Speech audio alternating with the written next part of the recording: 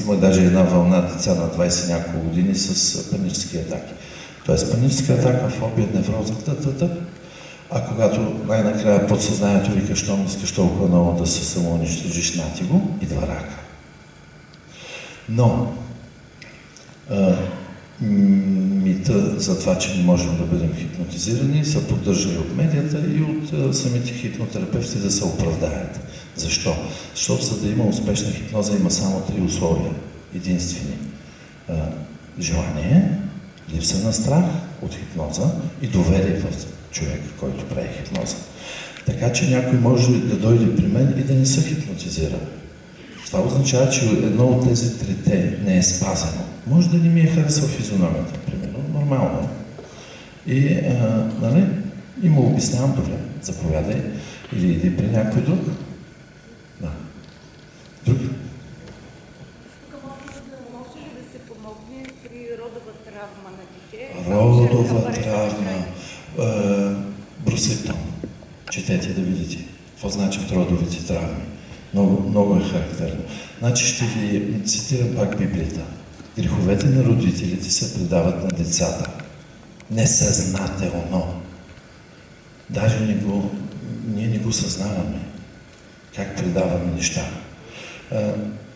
Предполагам, че голяма част от генетичната тъй наречена предразположеност, дето в медицината използване, е точно това. Тоест, примерно, родител се очува, дете се случва. Защо? По изхей, зависимост не, за какво очилата, примерно, нали, се носят. Една от причините е нежелание да се види нещо близо в семейството. Майката, примерно, да каже майката, няма значение, ако е била такава и има тази травма, нали, детето и ще е същата, защото тя не може да му даде повече, отколкото е. Това е принцип. Нали, в джоба имам 10 лева, не мога да дам 20. Същото нещо е и при, нали, както върват. Така че така по родовете върват. При мен са идвали 2 поколения, аз съм ги проследявал до 5. Даже скоро, нали, един от най-фрапиращите случаи, имах един пациент с много тежки астматични пристъпи с алергия към морбазона, който е антиалергично. И научихме, че майка му... Добре, няма значение. Върнахме се до прабаба. Там едно убеждение е имало, което довело до това, че не е бил много желан от майка си, бъдейки момче, така ще го кажа. Ето една родова травма. Но идва от някъде. При една моя друга пациентка, тя ми каза така, до прабаба ми е имало много любов при възпитание на детето, но тя загубила мъжа си. И това ми го казва под хипноза. Загубва мъжа си и не научава дъщеря си. Не й дава тази любов. И всъщност това беше травмата на това момиче. Така че ето родовите как върват. Включително и заболяване. Защото в крайна сметка ние какво сме? Ние сме система от убеждения. Нищо друго не сме. Ние сме убеждения. Тези убеждения в най-ранна възраст, кой ни ги внедрява? Най-често родители. Тоест това, което сме във всеки даден момент, нали, е системата от убеждения. Нали, примерно най-простото и най-широко разпространеното. Парите се печелят с много труд. Или богатите хора са лоши, примерно свързано с пари. И оттам идва, на мен всичко трудно ми става, и наистина така става. Други въпроси имате ли? Пак извинявайте, че втори път поставям въпрос. Възможно ли е чрез детската игра да открием някои елементи от предишен живот на душата? Абсолютно. Защото ви казвате, че детската игра е вид хипноза. Да. Възможно ли е чрез детската игра да открием елементи от предишен живот, така ли? Да. Да, не да е пълна с това. И да ги свържим с заболявания, примерно, или с състояния. Като заболяване на детето ли? Да, по принцип, защото понякога от предишен живот може заболяването да се прояви следващо. Има такива случаи. Да, има такива случаи. Индия е най-разпространено. защото там на децата явно не им се карат. Нали, децата да си спомнят предишни животи. Но има случаи на белези, свързани с травматична смърт в предишен живот, пример. Но като заболяване по-скоро си върви, по-скоро е валидно от зачеването до 7-8 годишна възраст. Като ние вървим през различни прераждания и понякога повтаряме уроците многократно. Нали, имал съм хора, които се връщат 2000 години, 3-4 живота назад, с един и същи проблем. Пример, проблем предателство. Предателство от най-близки. И в този живот предателството е било, когато този човек е бил на 2-3 години. И това довежда до много неща в живота. Напълняване, много неща. Но хубавото е, затова, значи ние сме тук заради промяната, крайна сметка, говорим за това. И аз за това ви разказах, за това, което се занимавам, защото аз дълбоко вярвам, че наистина промяната е индивидуална. И вие си нямате представа какво е. Значи, човек, който стигне до това, който стигне до прошката, който наистина развържи този емоционален възел в подсъзнанието си, все едно му олеква. То наистина му олеква. Защо? Подсъзнанието също е мозъчна дейност, но не е осъзната. Тоест, компютъра работи. И когато се разреши един конфликт, който се върти, т.е. аз, между другото, другия месец ще говоря за вътрешното дете в Пловдив на здраве и здраве. Това е вътрешното дете, което е живо. Емоцията е жива. Когато се разреши, изведнъж CPU-то, нали, на компютъра, вече мозъка не се занимава с това, изведнъж човек казва, Боже, идва ми прилив на сили. Естествено. Изведнъж започват нови идеи, нови неща да се въртат.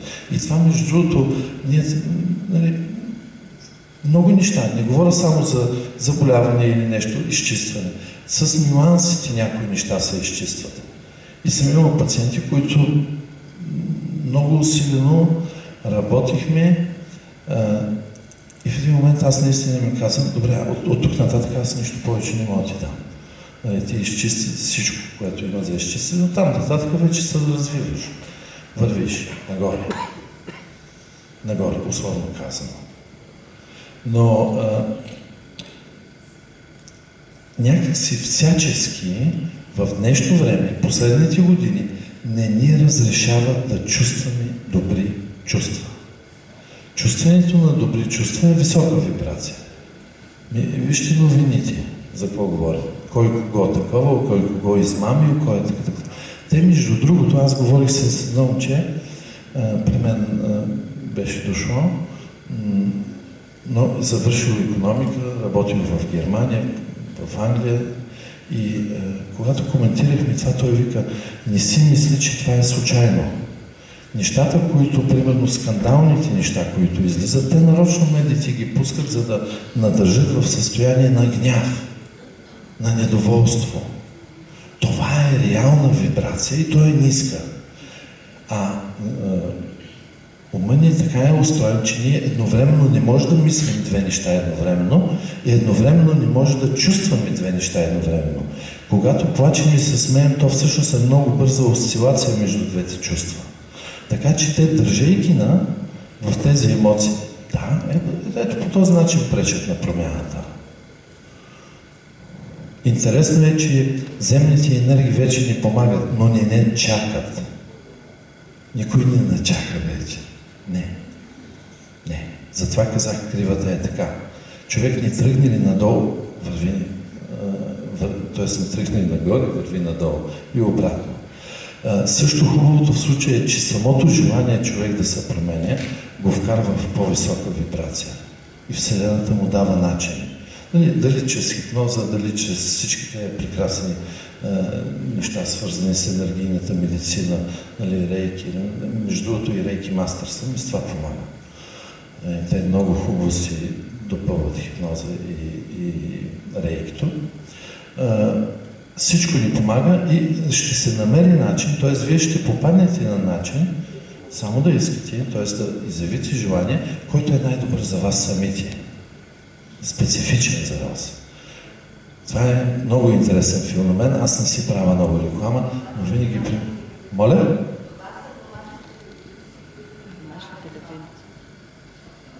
Че ни помагат ни.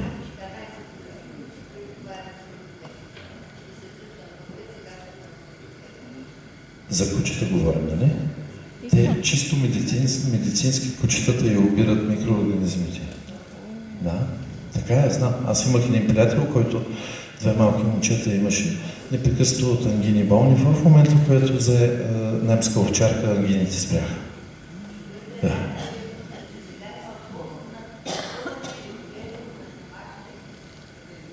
Отглеждане на домашни любимче. Да. Добре, въпроси имате ли някакви още? Сега, връзката между душата и музиката. Вярно ли, че когато в опадъчната музика се вложи кода на смъртта, тя може да предизвика душевни разстройства? Добре, веднага казвам. Това, което го няма във вас, не може да бъде предизвикано.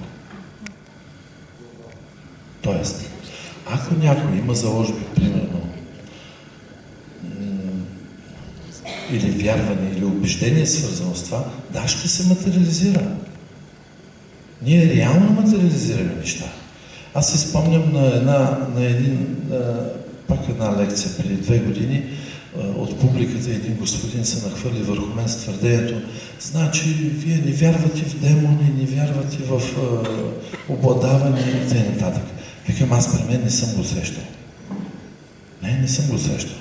Ако вие сте срещали, добре, вие си го материализирате. Що мислите, че не може? Напротив, много добре може.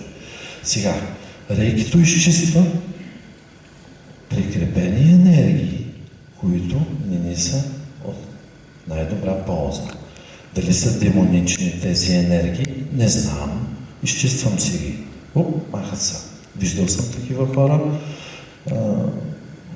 Тези прикрепени енергии предизвикат при тях непрекъснато чувство на страдание и те се точат от околния свят енергия. Изглеждат сиви, вечно изморени и могат да навреждат.